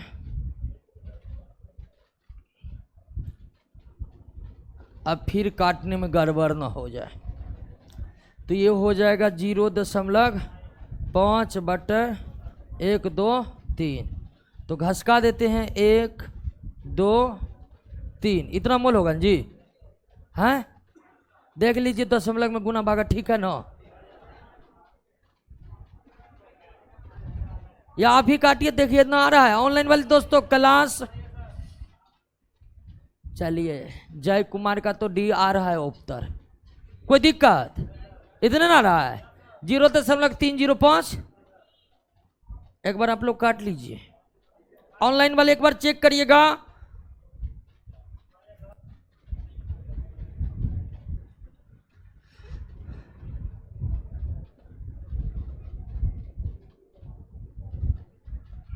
इतने मोल ना आ रहा है, ठीक है ना? चलिए, तो एक बात तो क्लियर हो गया, 1 मोल में इतना परमाणु है और हमने इतना मोल को बदल दिया है किसमें? इतना ग्राम एल्युमिनियम ऑक्साइड को कन्वर्ट कर लिए हैं किसमें? मोल में। क्लियर? तो 1 मोल एल्युमिनियम ऑक्साइड में 2 मोल एल्युमिनियम परमाणु है, कोई दिक्कत? तो 1 मोल में 2 मोल है, तो 0.0005 मोल, जो किसके बराबर है? 0.051 ग्राम के बराबर है। में एल्युमिनियम कितना मोल होगा? तो 2 गुना 0.0005, तो कितना हो गया जी? 5 दूनी 10, तो 0.001, इतना ना? तो इतना मोल एल्युमिनियम है, कोई दिक्कत? तो कितना मोल एल्युमिनियम है ये निकल गया। अब एल्युमिनियम के मोल निकल गया, तो एल्युमिनियम के परमाणु या आयन की संख्या निकल जाएगा। ये बात तो क्लियर है कि एल्युमिनियम 1 मोल एल्युमिनियम ऑक्साइड में एल्युमिनियम कितना है? 2 मोल है। आपसे पूछ रहा है इतना ग्राम को मोल में कन्वर्ट किया, इतना निकल चुका है, निकल चुका है जी। इतना ग्राम को मोल में कन्वर्ट किया, इतना मोल हो गया। तो 1 मोल में अगर 2 मोल है तो इतना मोल में इतना मोल होगा। अब इतना मोल में एल्युमिनियम का कितना परमाणु या आयन होगा वो आप नहीं निकाल सकते हैं? निकालिए। 1 मोल एल्युमिनियम बराबर 23 परमाणु, तो 0.001 मोल बराबर 23 गुना 0.001, तो ये हो जाएगा 0.00, 3 जीरो हट जाएंगे, 3 क्या हो जाएगा? 20। इतना परमाणु। इतना बात को छापिए आप, इतना है ऑप्शन में। चलिए,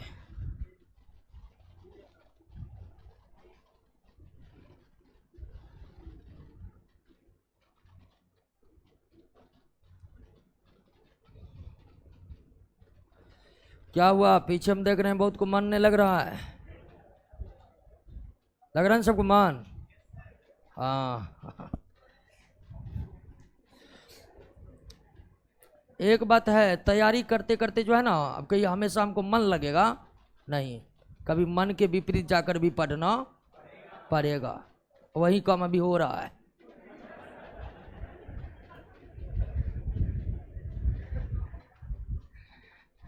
नहीं तो एक और समस्या होती है स्टूडेंट को, सर पढ़ने में मन ही नहीं लग रहा है,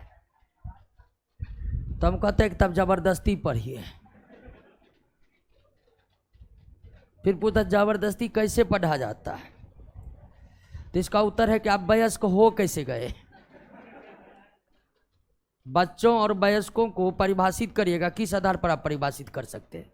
केवल संवैधानिक उम्र के आधार पर तो नहीं कर सकते हैं, दिमाग के परिपक्वता के आधार पर भी परिभाषित किया जा सकता है। तो अगर आप वयस्क बन गए, ग्रेजुएट कर गए, तो दिमाग परिपक्व हो गया है। जबरदस्ती कैसे पढ़ा जाता है ये आपको आ जानी चाहिए, है कि ना है? और नहीं आ रहे हैं तो रेस बहुत तगड़ा है, रेस से छट जाइएगा। है जी, सवाल समझे कि नहीं समझे? क्या होगा उत्तर? डी होगा, डी होगा। क्लियर? आप नहीं समझ रहे हैं ना, छाप रहे हैं। ओ छाप रहे हैं।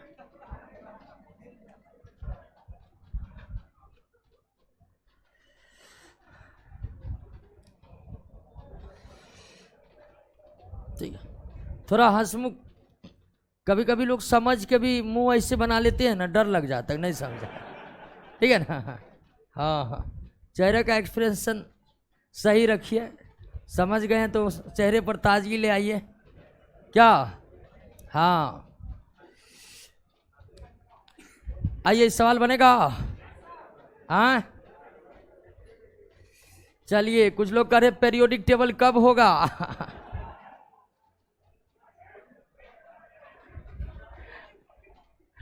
एक व्यक्ति उस सवाल को समझे कि नहीं समझे, कि फिर से बताए? फिर से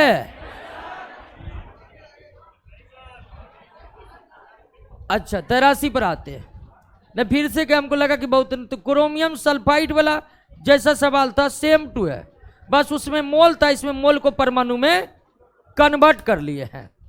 एक व्यक्ति दुकान से 10 मोल जल खरीदने गया, ठीक है? 1 मोल जल का द्रव्यमान 18 ग्राम होगा, इसमें तो कोई दिक्कत नहीं है। पहले भी जान चुके हैं कि किसी भी यौगिक के 1 मोल का द्रव्यमान उसके आणविक द्रव्यमान के बराबर होते हैं। तो 1 मोल जल का द्रव्यमान कितना होगा? कितना जल लेने गया है? इसका मतलब 10 मोल जल का द्रव्यमान कितना हो जाएगा? तो 10 मोल जल खरीदने गया है, तो मतलब कितना जल खरीदने गया? 180 ग्राम जल खरीदने गया है। अब कह रहा कि दुकान में छोटे छोटे बोतलों में प्रत्येक में 20 ग्राम जल है, तो दुकानदार व्यक्ति को कितना बोतल देगा? तो व्यक्ति को चाहिए कितना, यानी कितना ग्राम? 1 बोतल में तो कितना बोतल चाहिए? 9 बोतल चाहिए। 9 बोतल में 180 ग्राम आ जाएगा, जो 10 मोल के बराबर है। चलिए, धीरज कुमार सही उत्तर। नीलेश कुमार सिंह करक की नोमरिकल छोड़ के चलिए। दोस्तों इतना कम सीट है, मारा मारी इतना है ना, कुछ भी छोड़ा नहीं जा सकता।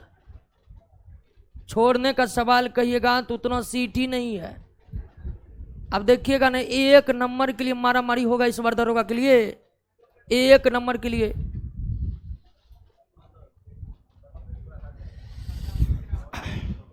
सवाल बहुत आसान है। 5 मोल अमोनिया का द्रव्यमान कितना होगा? 1 मोल अमोनिया का द्रव्यमान अमोनिया के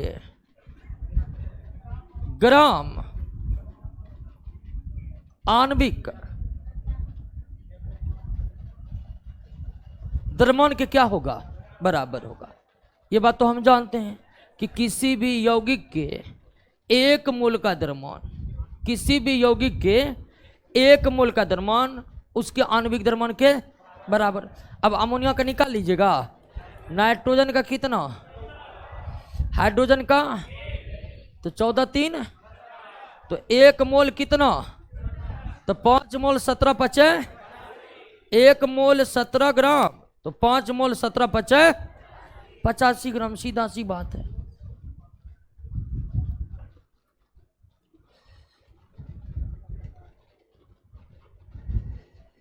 चलिए सिक्कू कुमारी बोले थे 82, फिर से बताइए। अच्छा वीडियो क्लास में थोड़ा देख लीजिएगा, अब तो आगे बढ़ गए हैं।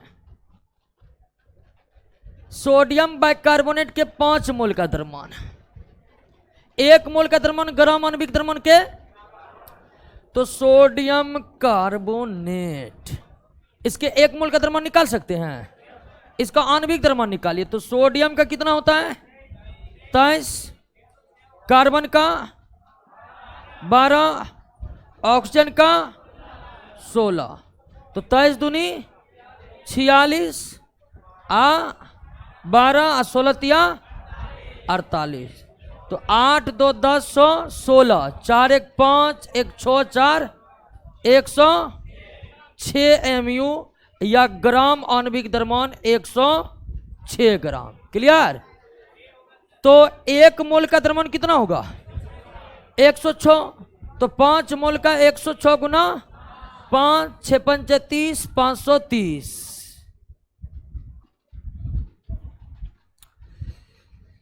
चलिए अब ऑनलाइन वाला सब रेस पकड़ लिया, आंसर पर पहुंच रहा है।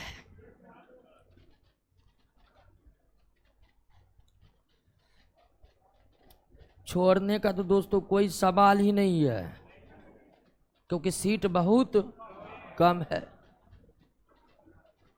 कटअप बहुत हाई जाएगा, मतलब पिछले बार से तो हाई जरूर जाएगा।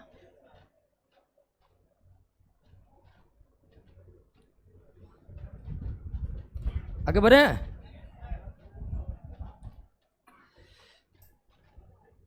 86,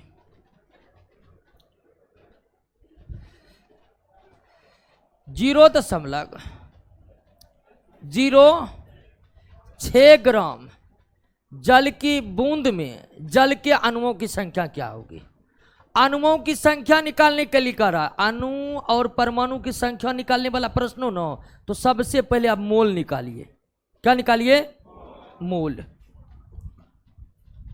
मोल की संख्या बराबर ग्राम में द्रव्यमान अब बटे आणविक, जल का आणविक द्रव्यमान 18 जी, जल का आणविक द्रव्यमान कितना, तो इतना ग्राम जल में कितना मोल होगा ये हम निकाल रहे हैं।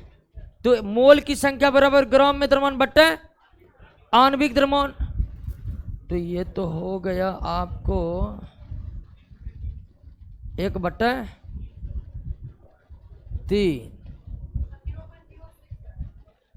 इतना हो जाएगा, इतने न होगा।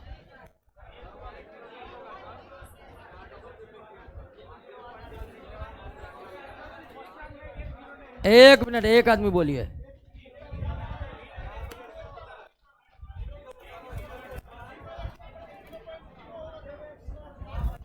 ओ अच्छा, 1 0 एक्स्ट्रा चला गया, 0.6, तो ये हो गया 100, 1/300 मोल। कोई दिक्कत है ना। अब आते हैं, तो मोल की संख्या निकल गया 1/300 मोल। अब 1 मोल जल में 6.22 गुना 10 के पावर 23 अणु होगा। तो इतना ग्राम में पूछ रहा है, इतना ग्राम कितना हो गया, तो 1/300 मोल जल में अणुओं की संख्या 2 गुना 10 की पावर 23 गुना 3 गुना 10 की पावर 3। अब 3 से इसको क्या करते हैं, काट देते। 3 दूनी 6, 0 सातिया 21 यानी 0.007 गुना 10 की पावर 20।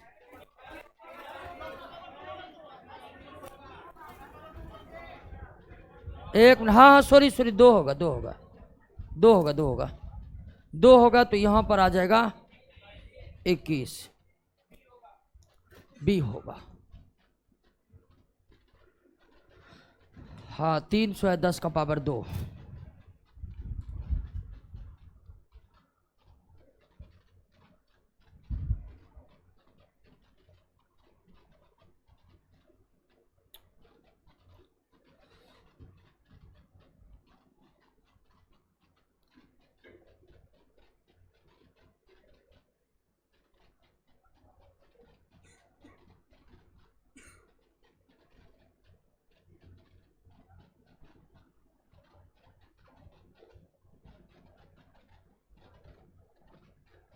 आगे बढ़े।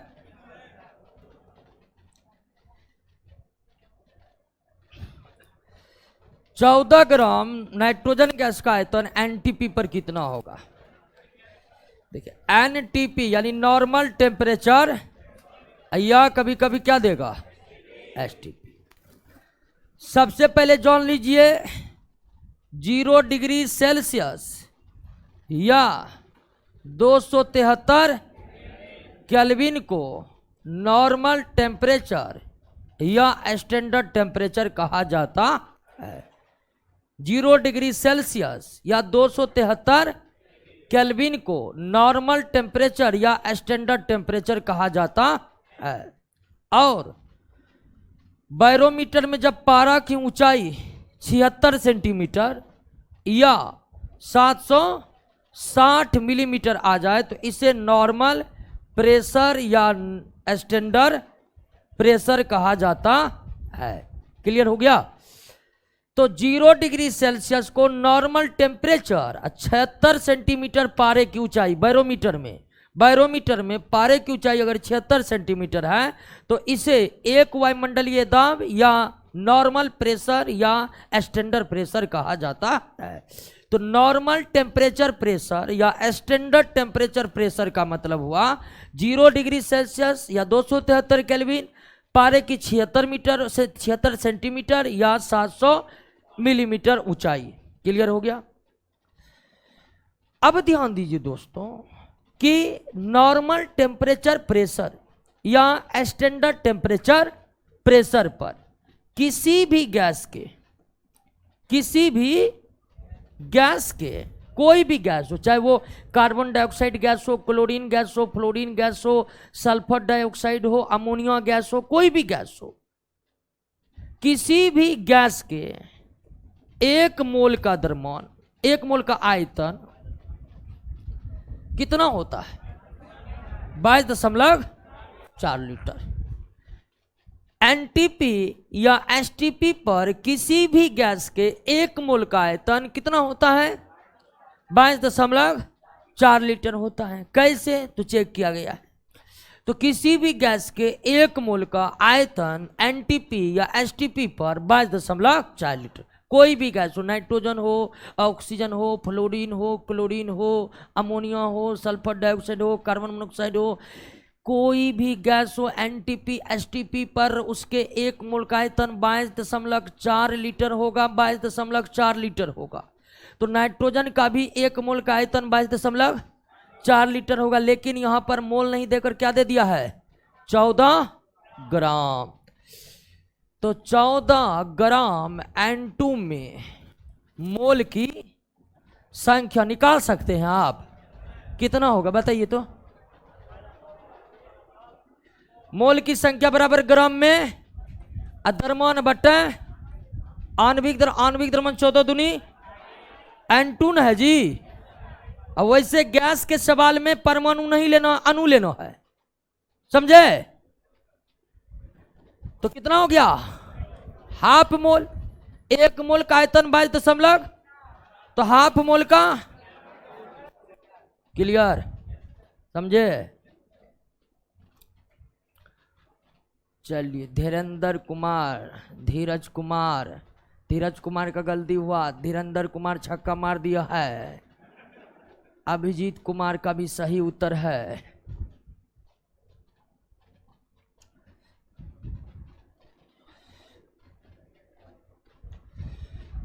ये सब सवाल जो है बहुत आगे, बहुत कम देगा आपको। आगे लोकसभा का इलेक्शन आ रहा है, रेलवे का बहाली निकलेगा।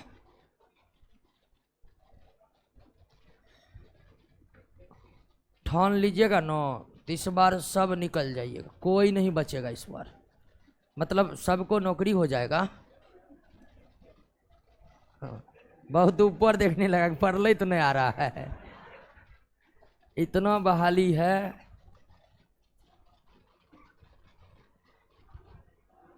आगे बढ़े। अब ये तो सवाल, ये क्या है? 16 ग्राम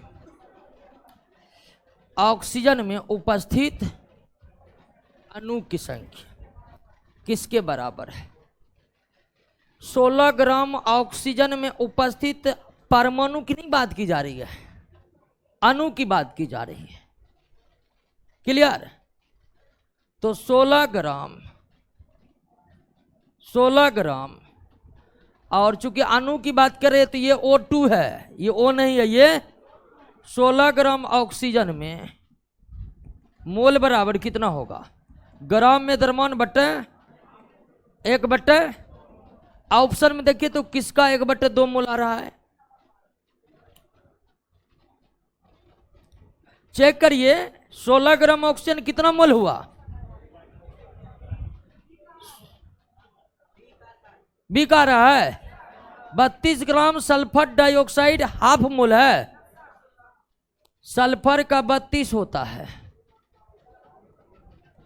ऑक्सीजन का 16, तो 16 दूनी 32, 32 64, 32/64 1/। क्लियर? ध्यान देखिए, यहां पर अणुओं की बात की जा रहा है, इसीलिए हम क्या लिए हैं? O2 लिए हैं।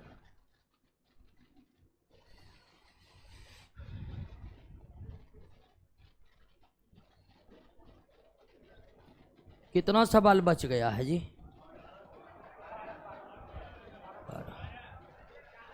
तो हम इस चैप्टर में ध्यान दीजिएगा, अब आज नहीं ले पाएंगे सवाल, कल के क्लास में ले लेंगे। इस चैप्टर में मेनली रूप से परमाणु क्या है, अणु क्या है और आयन क्या है, इन 3 चीजों को समझना था। क्या आप समझ चुके हैं कि परमाणु क्या है, अणु क्या है, आयन क्या है? समझे थे? तीनों चीज को समझ गए ना? अब अगला जो चैप्टर है इसी से रिलेटेड, वो है एटॉमिक स्ट्रक्चर, तो उस चैप्टर को खत्म कर ही लेंगे क्या? तो आइए 2-4 सवाल जो बच गया है आप खुद से बनाइएगा, लगभग बन जाएगा, क्योंकि बहुत सारे कॉन्सेप्ट अभी तक के प्रश्न में आ गए हैं। तो कल जो है खत्म करके तुरंत हम अगला चैप्टर को क्लियर कर लेंगे, जिसमें एटॉमिक स्ट्रक्चर से जुड़े सवाल है। ठीक है दोस्तों, सुनते न है पूरी बात को।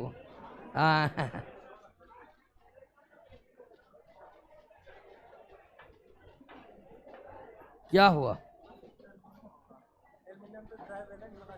हाँ, ट्राइवैलेंट, तो इसमें करे कौन एक बंधक तत्व नहीं है, तो एल्युमिनियम नहीं है, एल्युमिनियम ट्राई है।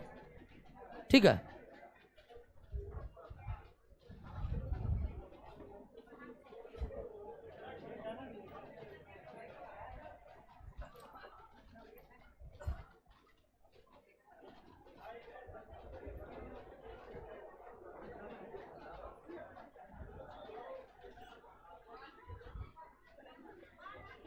आज खत्म कीजिए, अगला बैच है फिर तो खत्म कर दे। आप लोगों का क्लास तो डेली ले रहे हैं, समय कहिएगा कि आपके बैच में जरा सा भी समय गंवाना नहीं चाहते, आते हैं क्वेश्चन पर अटैक करना चालू कर देते हैं क्या?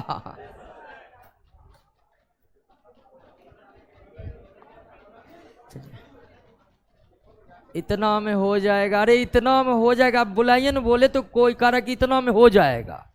आपका दोस्त किसी भी और कोचिंग में जुड़ा हुआ है, बुला लीजिए और फरिया लीजिए। अगर आपके लेवल का होगा फिर कोचिंग बंद कर देंगे, नहीं बंद नहीं कर देंगे, कोचिंग छोड़ देंगे। ठीक है,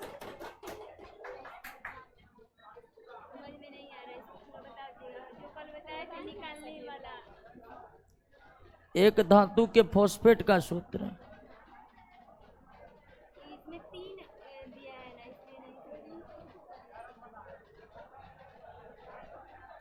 अच्छा, इसको व्हाट्सएप पर भेज दीजिएगा, हम देख के बढ़िया से बता देंगे।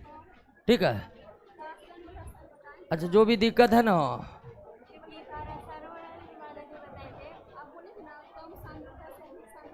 हाँ ये तो इसका परासरण होगा।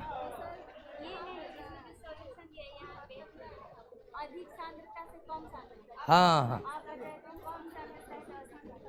न अधिक से कम बताए थे।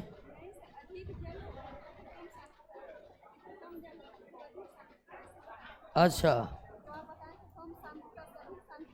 हाँ मतलब जल के अधिक वाला एरिया कम, हाँ कम सांद्रता से अधिक। वो गलत दिया हो, थोड़ा मिस्टेक हुआ हो क्या? कौन वेबसाइट है नेट पर? वेबसाइट देखे थे? नहीं देखिए, वेबसाइट बहुत गलत गलत जानकारी देता है। वेबसाइट में देख लिए 2-4 वेबसाइट है। एक लास्ट .org वाला वेबसाइट सही होता है, उसके बाद कई एकेडमिक वेबसाइट ही जैसे बायजू का है, अन अकेडमी का है, वो सब वेबसाइट सही जानकारी देता है। सारा वेबसाइट क्या? हाँ वही कम से अधिक पानी वाले भाग से कम पानी वाले भाग से। ध्यान दीजिए, नेट पर .org वाला वेबसाइट, या जो आप जानते हैं जैसे अन अकेडमी एकेडमिक फील्ड में काम करता है, बायजू अन अकेडमी फील्ड में काम करता है, तो वो सब वेबसाइट का जानकारी देखना है। नेट पर सब कुछ सही भी नहीं देता है। चलिए दोस्तों, मिलते हैं दोस्तों कल के क्लास में। क्या हुआ? अच्छा अच्छा, वो टेलीग्राम चैनल पर दिया हुआ है।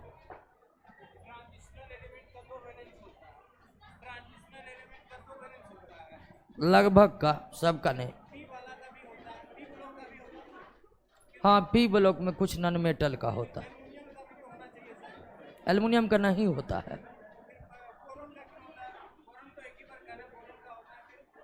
एल्युमिनियम डी कहाँ थे?